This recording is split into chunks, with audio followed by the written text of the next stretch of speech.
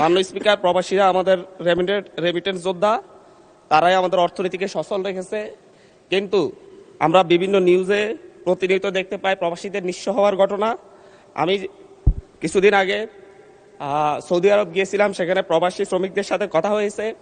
সেই জায়গায় প্রবাসীদেরকে নেয়ার জন্য বিভিন্ন ভুয়া কোম্পানি তৈরি করা হয় এবং ভুয়া কোম্পানি থেকে যাদের কোনো অফিস থাকে না, কোনো নির্দিষ্ট ঠিকানা থাকে না, শুধুমাত্র কাগজে কলমে তাদের ঠিকানা থাকে, সেই ঠিকানা অনুযায়ী সেই কোম্পানির নামে বিভিন্ন চাহিদাপত্র তৈরি করে সরকারের কাছ থেকে অনুমোদন নিয়ে বাংলাদেশ থেকে শত শত শ্রমিকদেরকে সেখানে পাঠানো হয়।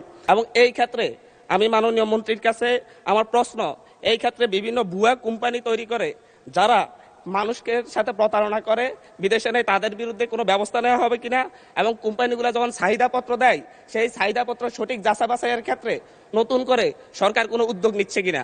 ধন্যবাদ মাননীয় স্পিকার। ধন্যবাদ মাননীয় সদস্য। মাননীয় প্রতিমন্ত্রী।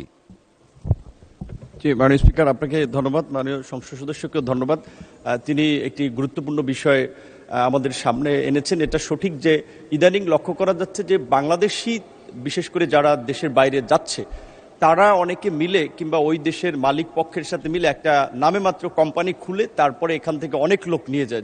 দেখা যায় সে কাজ দিতে পারবে না 10 জনকে, লোক নিয়ে যাচ্ছে 100। এখান থেকে কিন্তু বিজনেস করতেছে তারা। সো এখন ওইখানে যখন একটা ডিমান্ড লেটার ওখানকার দূতাবাস কর্তৃক সত্যায়িত এখানে জমা দেয়, তখন কিন্তু আমরা এটা ধরে নেই যে ওখানকার এমবাসি যাচাই বাছাই করেছে।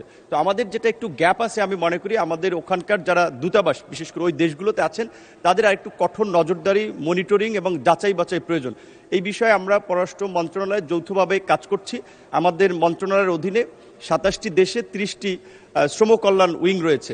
এখানে যে জনবল এবং প্রকৃত অর্থে তাদেরকে যে ফিনান্সিয়াল সাপোর্ট দেওয়া হয়, সেটা এই কাজের জন্য যথেষ্ট নয়। আমরা এই বাজেটে সরকারের কাছে বরাদ্দ চেয়েছি আমাদের মন্ত্রণালয়ের লোকবল বাড়ানোর পাশাপাশি আমাদের পররাষ্ট্র মন্ত্রণালয়ের মাধ্যমে আমাদের রেগুলার ডিপ্লোমেসির পাশাপাশি মাইগ্রেশন ডিপ্লোমেসিকে আমরা গুরুত্ব দিচ্ছি। আশা করি আমরা কিছু এখানে প্রতিকারমূলক ব্যবস্থা ভবিষ্যতে নিতে পারবো।